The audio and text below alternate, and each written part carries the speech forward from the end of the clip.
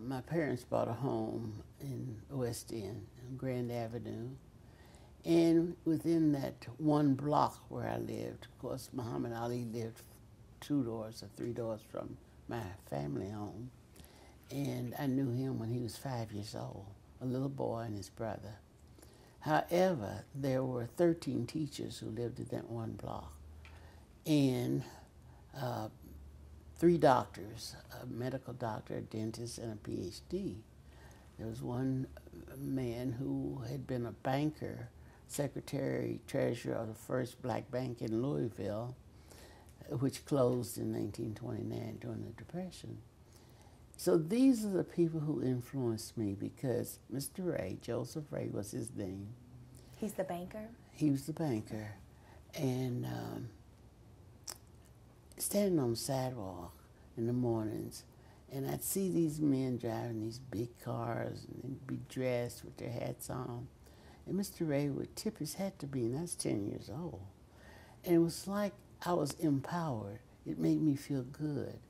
But I always thought that that's what I want to do. I want to be businesslike and be able to go to business. And I really didn't want any children because all I saw my mother do was clean up and run behind kids and take care of them. But she never asked me to take care of the kids.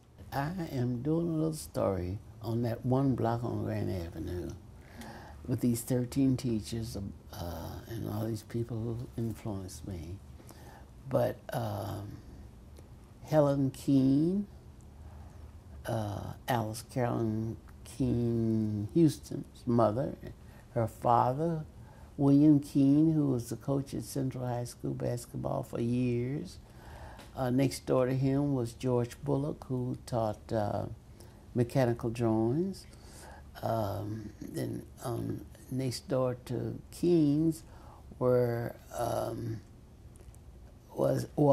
Georgia Jeton, a teacher.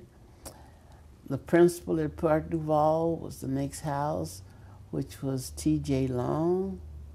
Principal at Duval, let's see, it's middle school, well, anyway, elementary school, I think.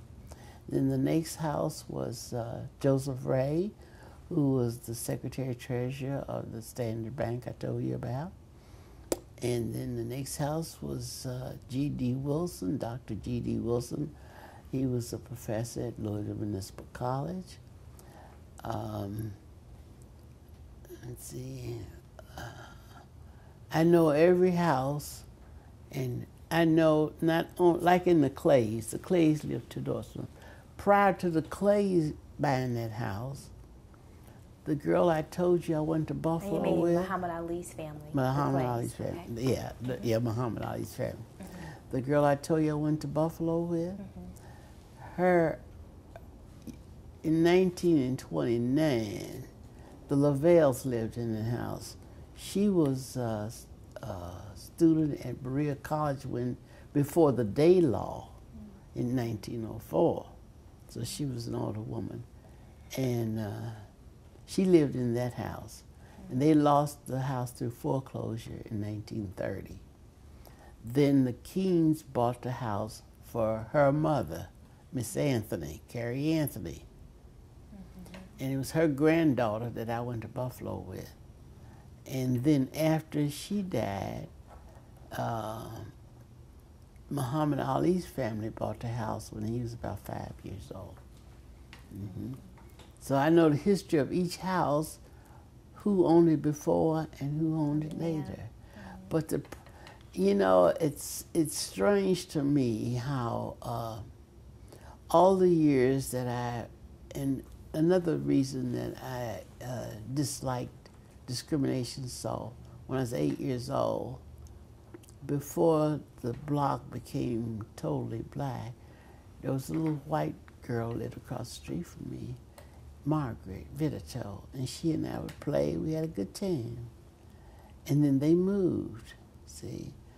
But before they moved, we were going to school. She's going to Brandeis on 26th Street to the white school. I'm going to Virginia Avenue on 36 in Virginia to the black school. But we wanted to go to school together. But we couldn't because she was white and I was black. So that was the beginning of my thinking of the separation because of race. So that had a lot of effect on me too.